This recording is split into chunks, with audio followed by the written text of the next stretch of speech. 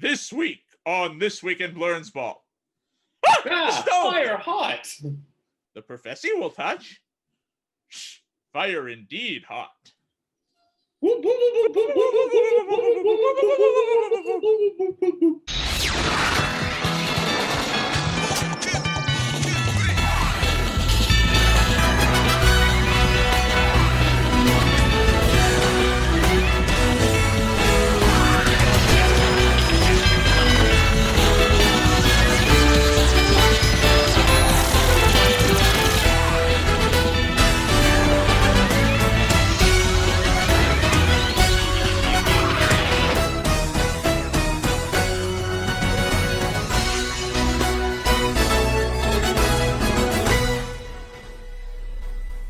Welcome to This Week in Blernsball.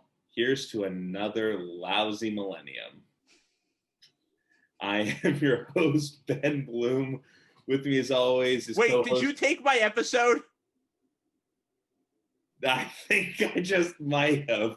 Welcome to the New Year's special where hopefully we all get frozen in time and sent into the future. Joining me as always is co-host and executive producer Jacob Morris and podcast mascot Ampersand, who's wriggling and writhing and is now bigger than the both of us. Yeah, he's getting huge. One day he will consume us all. Oh, a pet only Morbo could love. Oh, yes. Isn't that right, Morbo? Morbo, great name for a pet. Morbo would be a great name for a pet. So for those of you who are just listening, Ampersand is adorable. Watch the video podcast. You can find the video version of our podcast on YouTube by searching on YouTube This Week in Blernsball. Google is just such a generic term for search now. Ampersand, say hi to the camera. Aw. If we knew how to make GIFs, that would be one. Yeah. One day we'll make a GIF. One day. Yes, Ampersand. That's right. We do want to talk about the San Diego Padres. Yes, we do. They are going full bore this offseason after literally nothing happened. Everything happened. Like two massive pitching acquisitions. Blake Snell, former Cy Young winner, guy who should have maybe stayed in a bit longer, Kevin. Now on the Padres from the Rays. Darvish, started off with the Rangers, ended up on the Cubs. I think he was somewhere else in between. But now is a Padre as well. That shores up the front half of the Padres rotation. And by shores up, I mean like fucking 1980s, like missile ramp up. Yeah, so they lost their ace. Mike Clevenger is going to miss the whole season having Tommy John surgery. And they said... surgery for his brain, right? No, not brain surgery. But he's dumb. Yes, he is. It's a joke. It is a joke. He's having Tommy John surgery. And they said, well, we're down one ace. Let's go get two aces. Hail Hydra. Cut off one head and two more shall grow. Hail Hydra. Also, a Hydra has lots of heads. Why is it an octopus? I thought it was more like a dachshund body. Okay. I see it. 30 snakes, legs of a tiny little dog. Yeah. But the Greeks knew what they were doing. Yes. I'm talking about the Marvel one. Oh yeah, that one just looks like, it's like, hey, you know what'd be cool? Nazi octopuses. Okay. I mean, they would be cool. Would they though? They look cool in comic books. I mean, in the real world, they'd be empirically terrible. Yes. I mean, that seems like Lovecraft's final iteration. It's like, what if they were Nazis? You mean they weren't already? Splitting Nazi hairs at this point. Anyway, the Padres not only got Darvish and Snell, picked up Korean import Hae-Sung Kim, who was, empirically speaking, the best hitter in Korea last season. He's 22 years old. Infielder, outfielder?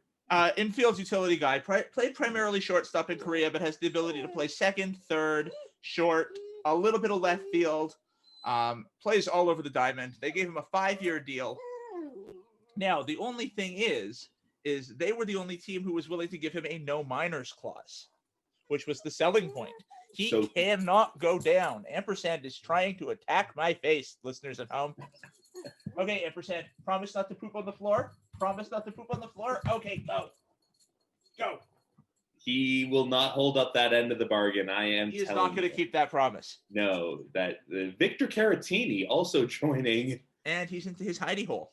Yes, he is. Victor Caratini also joining the Padres from the Cubs.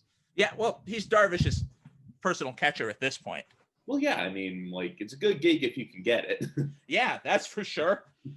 But yeah, so Kim allegedly, according to reports, wanted to join the Blue Jays, and the Blue Jays made several very competitive offers, but none of them included a no minors clause, and he was dead set on not going to the minors, which put the Padres over the top. Now that leads to the question, are the Blue Jays really certain they're going to get one of DJ LeMahieu or Francisco Lindor this offseason? Yay, we've come back down to earth. They're getting neither of them. Yeah, pretty much. It's like, oh, by the way, are you willing to seriously commit? Ooh, seriously commit. Ooh. Well, I think, remember, they gave Shen Yamaguchi a no minors clause last year and got burned by it. They had to carry him all season, even when he was not very good. So I think they might be a little gun shy to giving foreign players no minors clauses. Again, like you've seen what Kim did in the KBO last year. San Diego has a clear need for someone with that, offensive potency and defensive versatility. I mean, like the fact that, they have these movable parts and like you want to give Tatis a day off, you want to give Machado a day off. Like, I think, yeah, you stake that no minors deal on the fact that, hey, we can still use this guy in a variety of ways, and National League Baseball being what it is, you can be more versatile with... Well, is National League Baseball what it is? We're not sure yet. I go on the operating principle that even with a DH, National League will still National League it. Fair enough. I'm willing to say that is true. But yeah, we're not 100% sure if the National League is going back to no DH. I mean, that's still to be decided. There's a lot still to be decided about this season. Yeah. It looks like we're going to get 162 games in some way, shape, or form. Every day's a doubleheader. Ha! Yes, every day's a doubleheader. Do it, do it, do it, do it, do it. Inject it straight into my veins. But with the world kind of returning to some semblance of normalcy, Canada is saying they're going to have 50% of the population inoculated by the beginning of April, which would be ostensibly opening day, and hopefully 100% by between the beginning of July and the beginning of September, depending on vaccine rollout, vaccine hesitancy, that kind of stuff. That means we could be going to see games in person this summer. There's a distinct possibility that that's the case. I personally am not going anywhere until I'm stabbed in the arm twice. Same here. But there's a distinct possibility I'll be stabbed in the arm twice in like May. How did y'all get that high up in the queue? And how do you believe that much in your public servants? Oh, remember, they're saying Canada has 20 million doses of Moderna and 36 million doses of Pfizer-BioNTech, and then something like 15 million doses of AstraZeneca. There's a lot of doses coming. And they're targeting end of March for full rollout. It's going to be a big operation. Mm-hmm. But remember H1N1? That was just as big of an operation, but they got it done. I mean, I got vaccinated within the first month of that. Did I ever get vaccinated for H1N1? Oh, I hope so. I hope so too. I'm sure I got it at some point in time. I just can't remember. I mean, I'm pretty sure I started drinking around then. Sounds about right. We were, 17? Exactly, yeah. Perfectly kind of legal. Yeah, if you're old enough to play rugby, you're old enough to drink. Yes. Wait, no, because I want children playing rugby. I don't want children drinking. You mean you're not Scottish? Oh, God. I sincerely apologize to the fine people of Scotland. And their drunken children. They hold grudges, those drunk children. They do hold grudges. It's a distinct possibility we'll see baseball in some way, shape, or form. What I really like is what the Blue Jays have proposed in terms of socially distancing their attendance. Have you I seen? mean, don't get me wrong. Like, we've both been to the Dome enough times where we could use a little breathing room. Well, one of their proposals has said they're going to sell suites in a socially distanced fashion. So you and a group of several people from within your bubble will buy suites at a reduced price. Now, you won't get food service or concierge service, but you'll watch the game from a suite and, get the experience of being at a baseball game. And you can sock some beers. Just wear really tall socks, sneak some beers in the back, just pretend you have big calves. Hey, it is the grand Skydome tradition of sneaking beers. Oh, yeah. I mean, on that subject, let's talk about some of our preferred methods of sneaking beers. Now, when the games are in April and September, it's easier because, you have the jacket, you have the pants.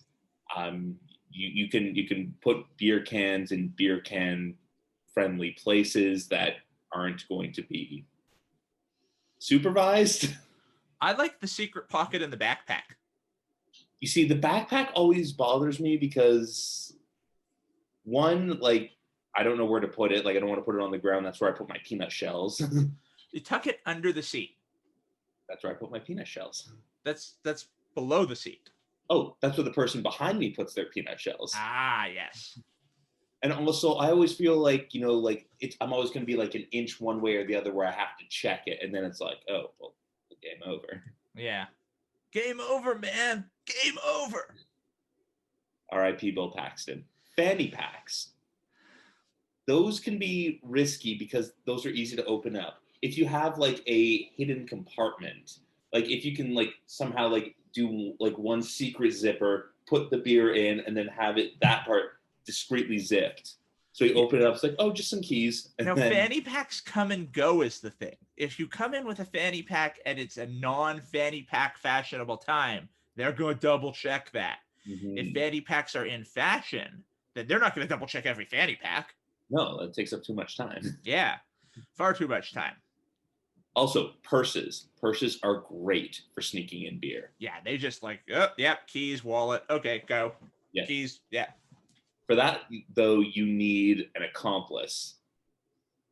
Yes. Hey, can you do me a favor? I don't mean to be a bother. I don't mean to inconvenience. Yeah. He's already looking right now. Yeah.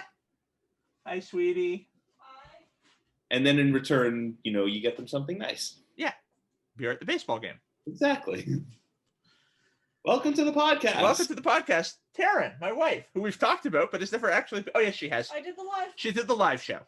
Several live shows. That's right. We had live shows. Remember that? This year has been so long. This has been a ridiculous year, and I'm prepared to shoot it into the sun while Tchaikovsky fires a cannon at things. So speaking of this year being so long, we're getting one last MLB story out of it.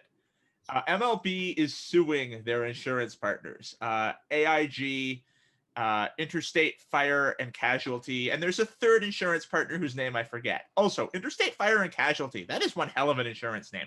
It's a great insurance name. It's like it covers. It says what it does. Yeah, like if you're hurt on the interstate, if you're hurt in a fire, what's the other one? Casualty. If you die. If you die.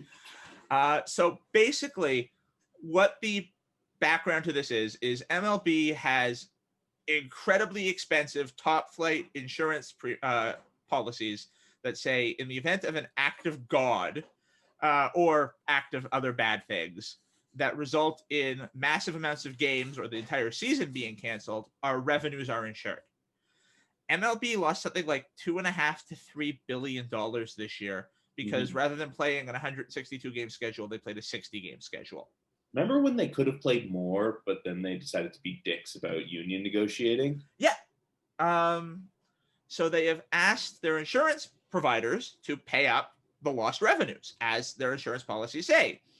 And the insurance provider said no.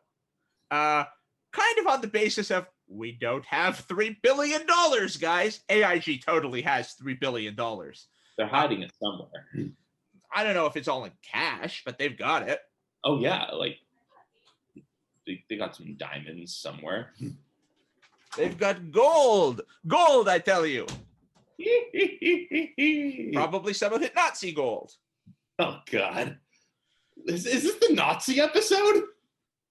Maybe. We can't call that we can't call it that. No. No, God, no. No.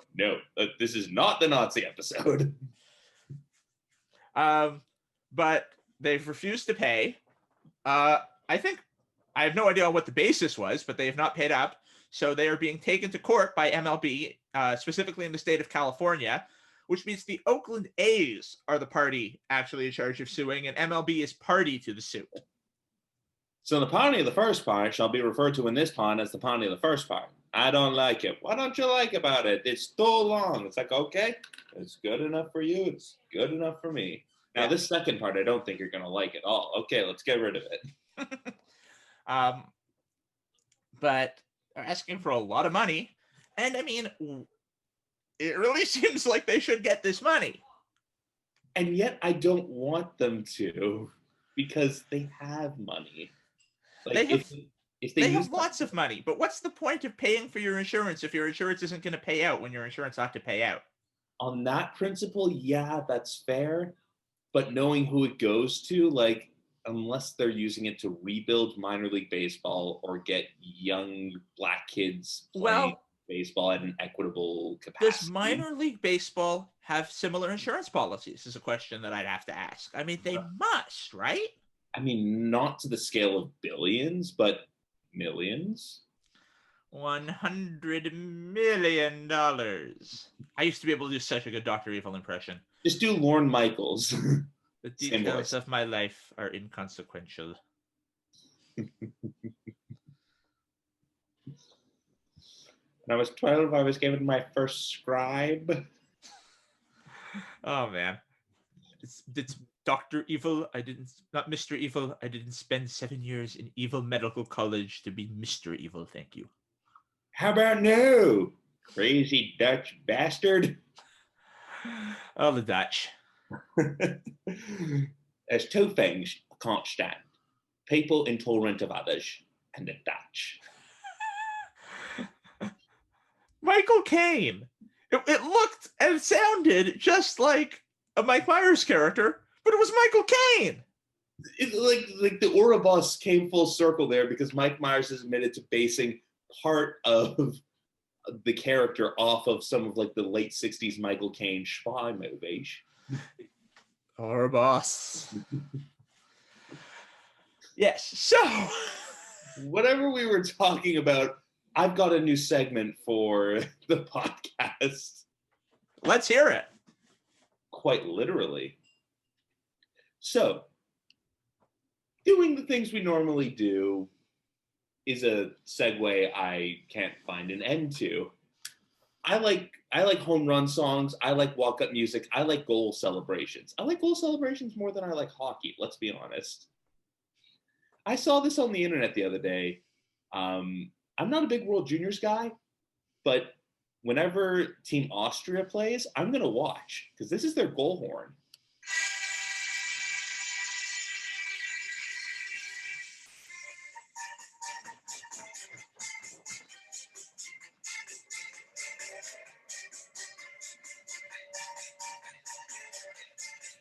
I love it. It's so good. It's polka music and then an air horn. Like, what is going on there? The Austrians are leaning into it, and I love it. Coming in close second, though, in the words of Boney M, oh, those Russians.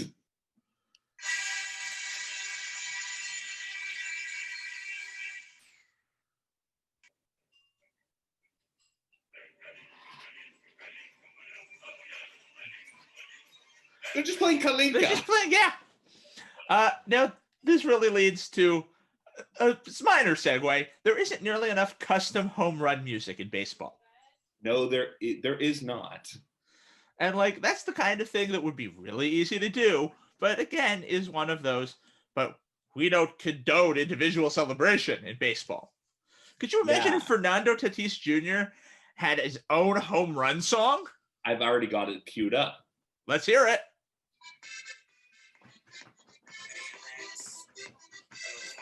Yeah, I like it.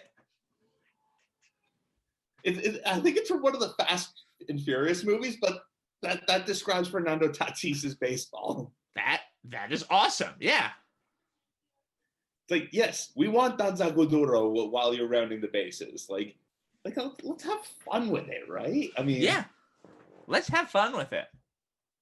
And, like, Adrian Gonzalez had one of the greatest walk-up songs in like baseball history. Imagine that playing at Dodger Stadium every time like he would hit a home run. That would have been insane. It would have been awesome. Yeah. Now, to be fair, there is the tradition of walk-up music, which no other sport has. Which is nice. Yeah. Now, what would your walk-up song be? I don't think we've done this segment before, have we? Oh man. I've got to go classic, like Trampled Underfoot by Led Zeppelin. Oh, that's a good one. That's a good one. It's like, don't even have to think twice about it. Just like, like if I could, I would do that. All right. I've got two. Nice. So 6 days of the week, I'd be respecting the Canadian heritage and going with Locked in the Trunk of a Car by The Hip. Respect. And then on Saturdays, Havana Gila. Why not just do tradition? Yeah,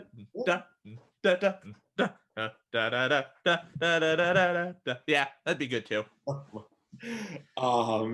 And speaking of tradition, here's the part of the podcast where we go completely off the rails.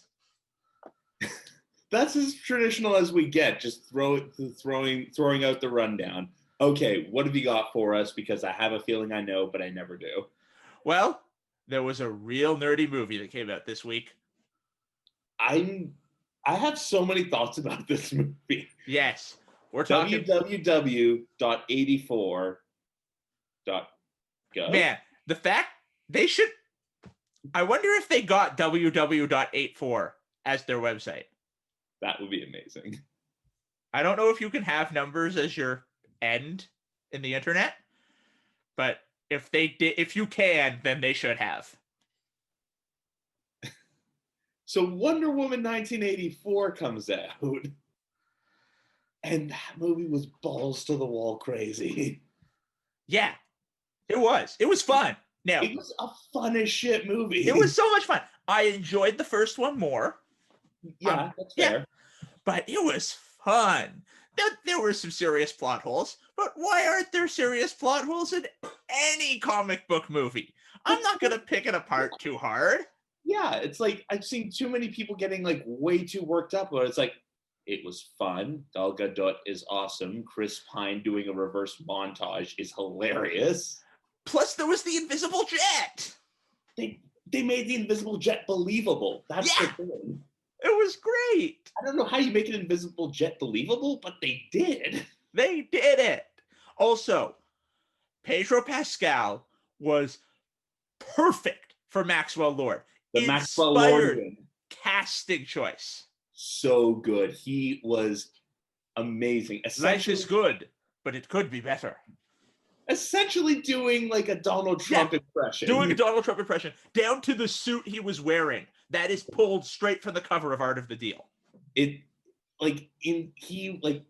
did a perfect rendition of that character. And also it's just like, okay, like Din Djarin fatherhood, much better somehow than Maxwell Lord fatherhood. Yeah. Now, disappointing lack of neck snapping. Yeah, I mean, like that's a key part of the Maxwell Lord ethos is when Wonder Woman snaps his neck. But that means he can come back for sequels. That is true. But I think that Henry Cavill sort of jumped the neck shark in the EU. In the Snyderverse? Yeah. Yeah, that's for sure. It was a lot of fun. It was a fun movie. And that's all I ever ask for my comic book movies. That I have fun watching them. And that's something I haven't had enough of in the in the DC universe. Man of Yeah. Steel, Batman v Superman. There wasn't the only fun moment in Batman v Superman is when Wonder Woman shows up. She with you? Yes. I thought she was with you. Like, that's That was so funny. I love that. And then the guitar That's theme amazing. kicks in. That's awesome. That was like so awesome. Also, like the Batman super murder scene. I'm a friend of your son's. I figured the cape. Yeah. Diane Lane acted the shit out of that. Yeah. It was perfect. That was terrific. Yeah. Also, there's a Jonathan and Martha Kent prequel movie out right now. Wait, what? Yeah, it's Kevin Costner, Diane Lane. It's called Let Him Go. They don't call themselves Jonathan and Martha Kent, but it's the two of them in the American Midwest murdering people. So it's a Superman, prequel. And Yeah. it explains so much about why Superman murdered Zod. Yeah, because Kevin Costner deep down just wants to murder people in movies. That's just so that we don't get libeled. That's just so we don't get labeled as libeled. Yes. Actually, in talk, it's slander. Ooh, slander. Yeah. But like Aquaman, a ton of fun. That was fun as hell. It's like, does anyone remember the plot? No. Was Django Fett in it? Of course. Was it good? Sure. Yeah, why not? Dolph Lundgren was there. He was a fish. Why not? It kind of felt like Indiana Jones, but underwater. Awesome. Yeah. It's like, yeah, okay, I'm cool with that. Like, let's destroy the Italian countryside and Black Manta being awesome. Yeah. Wonder Woman and Wonder Woman 84 had that awesome feel to it. Yeah. It even had like Kristen Wiig doing an SNL skit just for the heck of it in the middle of the movie. Yeah, pretty much. Like, okay, I am okay with this. Yeah. Yeah, I see nothing wrong with that. Also, when they cast Kristen Wiig as Cheetah, I was like, she pulled it off. Yeah. She pulled it off. Yeah, for that character's arc, it worked. Yeah. We won't talk about CGI. Yeah. Well, that's always what. And look, at least they kept it in the dark, so we didn't have to see it that detailed. Mm-hmm. But like, that's what always happens with heavy CG characters. Yeah. And yeah, I mean, like, that's the thing about Wonder Woman, and she's either going up against the Greek pantheon or a cat. Yeah, some pretty dorky villains if she's not going up against the Greek pantheon. Felix Faust is kind of an asshole, so that would be a good like third movie villain. Although I feel like if you were gonna do Felix Faust, you would do it like how Paul Dano is doing the Riddler. It's just like a super murderer. Yeah, pretty much. Super murderer. Man, the Batmans is gonna be great. I am so looking forward to that. Now all we need to do is have the whole universe cross over into itself again. Yes. Now, have I ever told you my unified theory for how they should have done the Justice League? I have not heard this, and I am intrigued. Okay. So, we get the Batman. But, like, the Batman that they're making now. Yeah. Not the Batman that they already did. We get Wonder Woman. Essentially, exactly the same Wonder Woman they've already made. Yeah. We get Aquaman. Already done. Already done. Essentially, the Aquaman they've already done. They've made some pretty good steps here. We do a Green Lantern Corps movie. Ooh. Space Cops. In space. Okay. We do. I don't know if we do a Flash movie, because it'd be very difficult to do a Flash movie. I feel like the Flash movie comes after the Justice League movie, so you can do a Flashpoint movie. Fair, but the problem is you have to introduce, because you see what I'm building to. Mm-hmm. There is no Superman movie before Justice League. You introduce Superman in Justice League, because we're adapting the Nail. This is a universe where Superman only comes out when it's this giant cataclysmic event, and he's pulled out of being this Midwestern farmer. I like it, because we've done the Christopher Reeve Superman standalone. We've done the Brandon Routh giving it his goddamn best against like a legitimate villain. Yeah.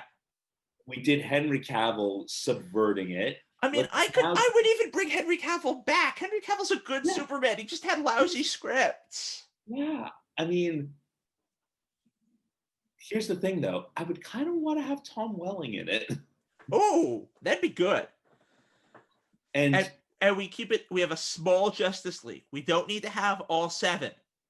I mean, I do like Cyborg. I feel like Cyborg, like, especially what they've been doing in the animated universe with Cyborg, Yes. like okay, I'm on board. Like, he's not just, like the hilariously awesome cartoon from Teen Titans anymore. Yes. Or we just do a straight adaptation of the first 3-episode arc of Justice League, the animated series, where the Martians do with the White Martian invasion, and they introduce Martian Manhunter. That was friggin' awesome. We didn't need any character introduction or backstory. Justice League movie. Also, the perfect pairing of Jon Stewart and the Flash. You're no fun. Quiet, you. Yeah. Michael Rosenbaum, the Flash. Yeah, Michael Rosenbaum, the Flash. Michael Rosenbaum's been in a lot of nerd movies. I know. Like, again, like, he's achieved like nerd deity, which well deserved. He seems like a good dude. And yeah, exactly. So we mentioned last week that I moved. I assume we have moved past the nerding out. I think we're into, what are we into right now? Well, I found something during the move that you might find quite interesting. Ooh, some type of sphere. It is a sphere. It is a limited edition Toronto Blue Jays signed World Championship baseball. One of only 10,000 that exist. That is awesome. Yeah. 1992 signed baseball. As you can see up here, there's Jack Morris's signature. Oh, wow. Who else can I pick out pretty easily? Sprague. Ed Sprague. Tom Hanks, the Terminator. Tom Hankey? Tom Hankey, the Terminator, not Tom Hanks. To be played by Tom Hanks in the movie. Tom Hanks as the Terminator would be amazing. Dave Stieb, who was part of that 1992 team. Very nice. Winfield wants noise. Winfield wants noise. Kelly Gruber, before we knew he was a terrible person. Stupid Gruber. He's like the worst of the Gruber siblings. He really is. Jimmy Key. Jimmy Key. Is Pat Borders on there somewhere? He is, although I can't find his signature. I think he just has kind of like a squiggle signature. Mm-hmm. Man, Mark Ellickson was on that team. That's right. Oh, yeah. Rance Molnix. Yes, Rance. Make him dance, Rance. Dwayne Ward. Oh, classic. Yeah, there are some names on here. And the old Tabby Cat himself is probably there. Yeah, although I can't pick out his Oh, there's John Olerud. Oh, Johnny O. Johnny O. Big O in his signature. Yeah, not surprising. Yeah. But yeah, I'd be amazed to be able to pick out Pat Tabler's signature with those big, strong hands of his. Yeah, big, strong hands. There's Joe Carter. There you go. Joe Carter was my favorite player as a kid. Nice. Mostly because I was brought up on the stories of the home run. Of course. Yeah. Is it my turn for show and tell? It is your turn for show and tell. Commemorative from David Ortiz's final season. Is that a jersey patch? It's a jersey patch that they gave away at Fenway Park in his final season. Here's the thing, though. That summer, I didn't go anywhere other than my house and work and the subway. My boss was in Boston on a vacation, came back and said, "Hey, Ben, you're a Red Sox fan, right?" I'm like, "Well, what gave it away?" It's like, "Do you collect memorabilia?" I'm like, "Very much so." He's like, "Hey, so I'm not a big memorabilia guy, but when I was at the game, they were giving these what I thought you would like it." I'm like, I like people were looking at me like, "Is he gonna have a stroke?" So yeah, like I'm always appreciative of that, and yeah, I kept it in its plastic protectulor, and yeah, it's on my nightstand because it is awesome and it is Big Papi. Yeah, as one should. And it's very shiny, and it's got like the classic Ortiz logo on it, which is just so cool. So yeah, inadvertent show and tell today. Yeah, hey, it's a good show and tell. Fuck, I mean, you got the World Series winning autographs on the baseball. Yeah, the 1982 World Series champions baseball. Picked that up at the Canadian Baseball Hall of Fame. St. Mary's, Ontario. St. Mary's, Ontario. Awesome place. They renovated it a couple of years ago. They made a huge expansion to the museum. Nice. If you have a chance to get there, and it has been open during the pandemic. I mean, undergoing pandemic, safety stuff, wear a mask, keep 6 feet apart. Get out there and go. It's a lot of fun to see. And we're not paid to say that. We're not paid to do anything. No, we're not. Although I am, full disclosure, I am a member of the museum. Yeah, and I have a library card. Fair enough. Yeah, that doesn't mean I'm not allowed to tell people to read books. Having fun isn't hard when you've got a library card.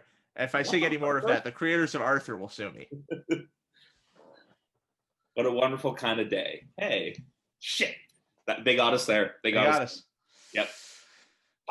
So this has been the last episode of This Week of Blernsball because Arthur is going to sue us into oblivion. Damn it, Buster. You screwed us over. Man, they got so many celebrities on that show. Yeah, and you didn't notice because you were a kid. It was for the parents. Oh, yeah. But they would presumably be watching as well. Yes, they would. So, shall we move on to our Futurama episodes of the week? Yes. I think we've picked the same one.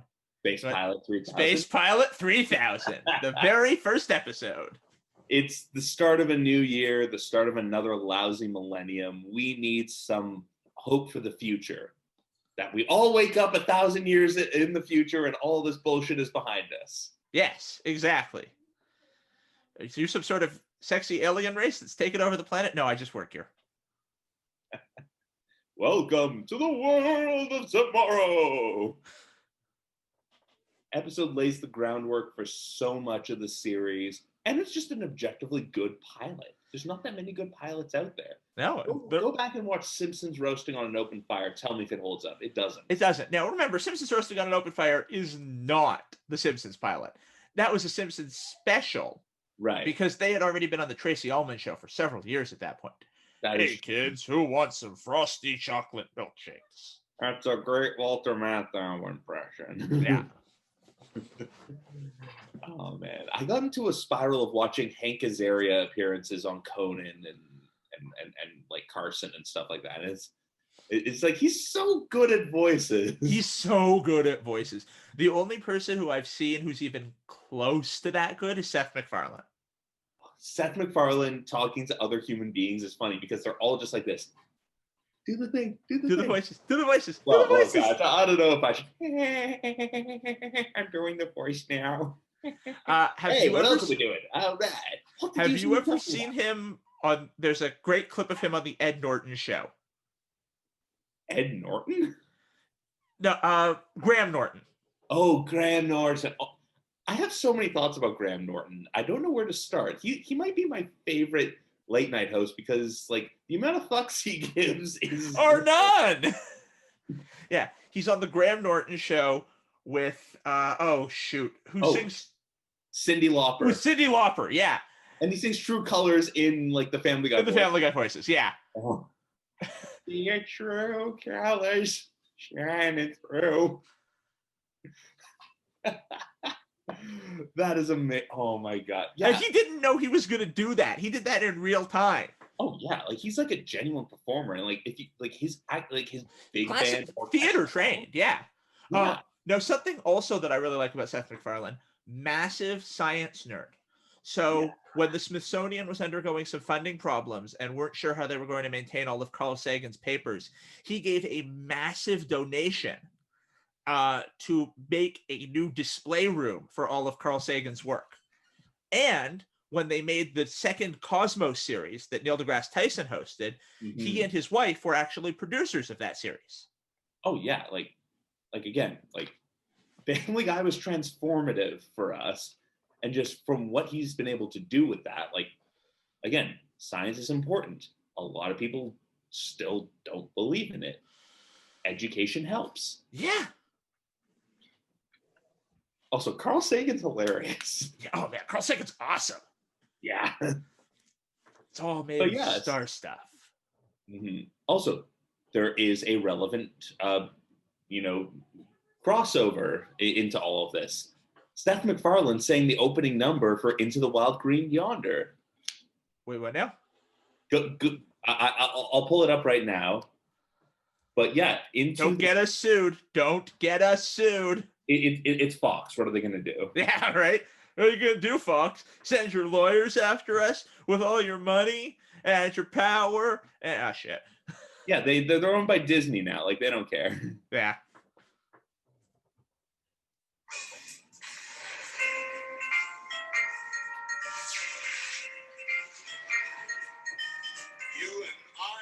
Oh, yeah. In a future place and time, if everything our Hindu brethren say is true, Do, do, do, do, do, do, do, in do. an age of things that hover, you and I will still be lovers, and we'll say to ourselves that was then, this is too because we'll.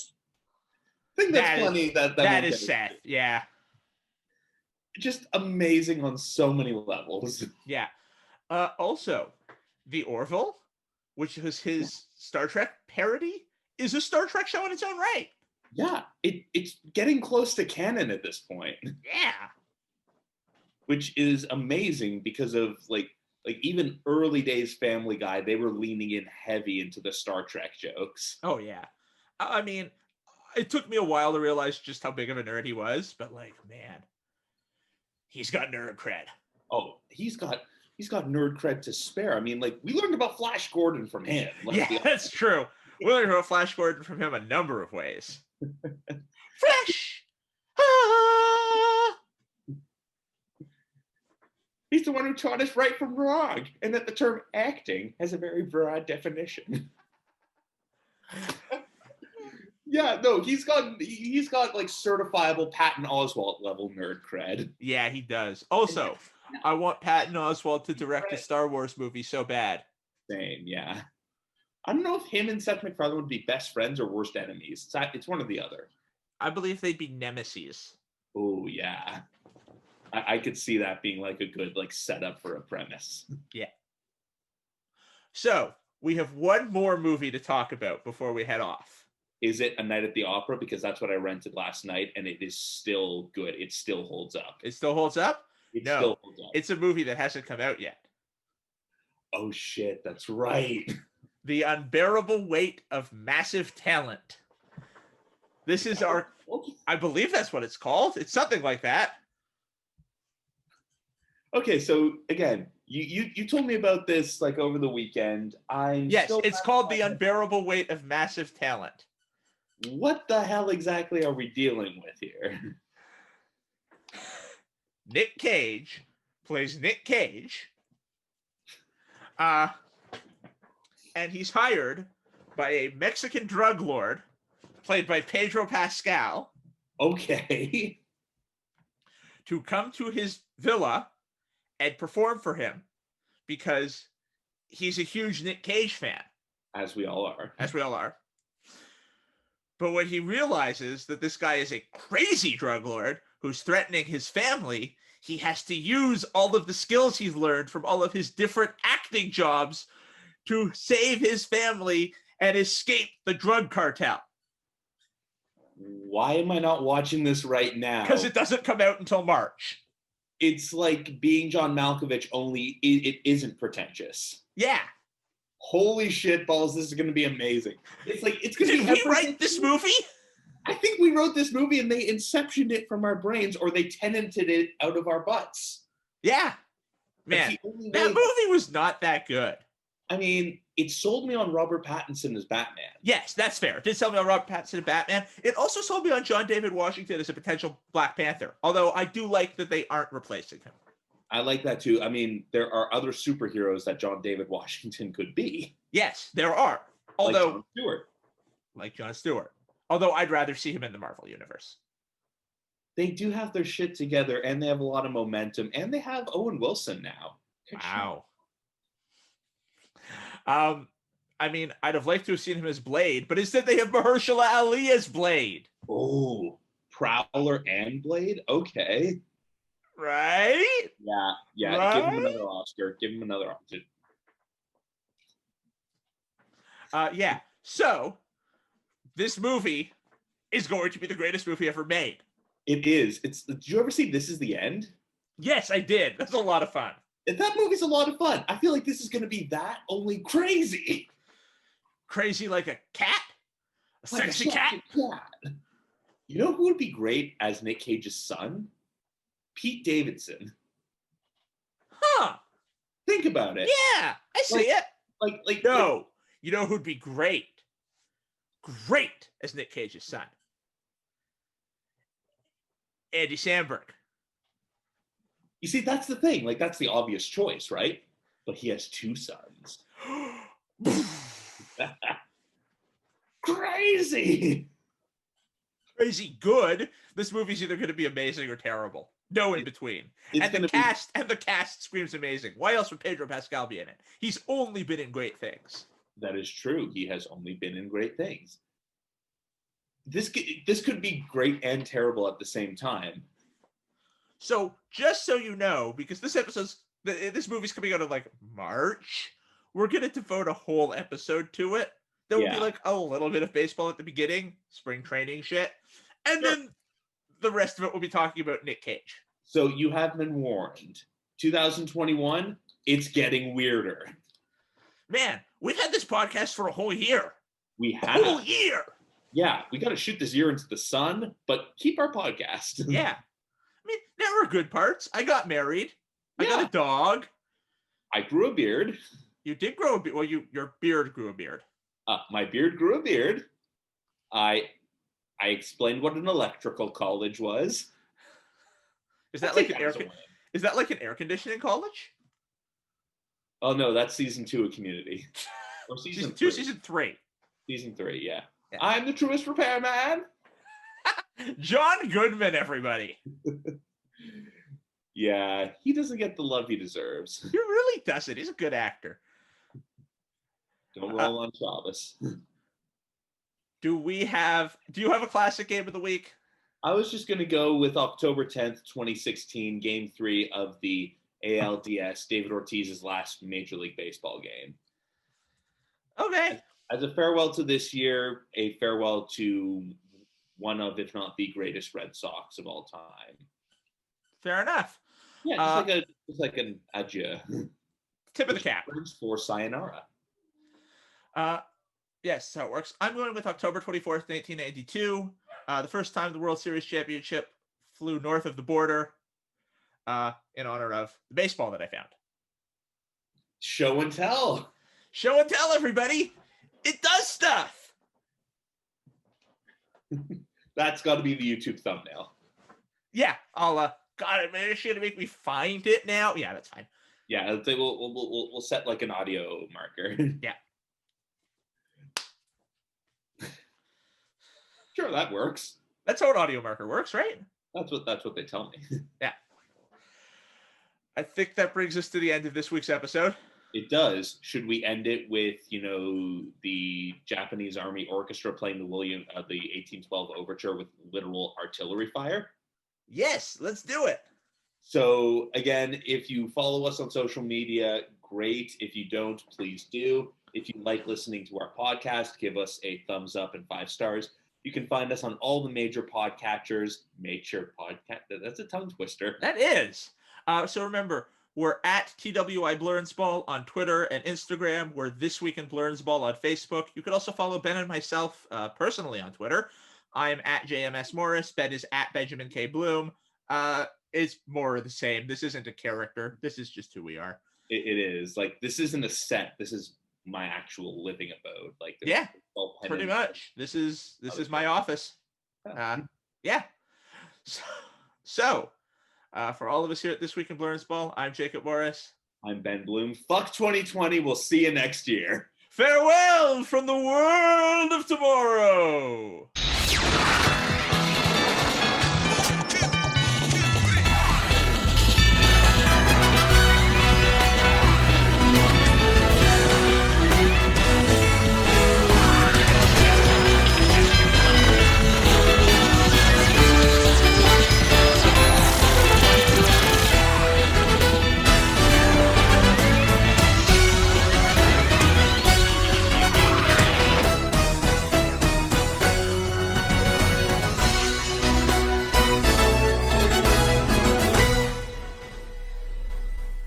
Coming up next week on This Week in Blernsball.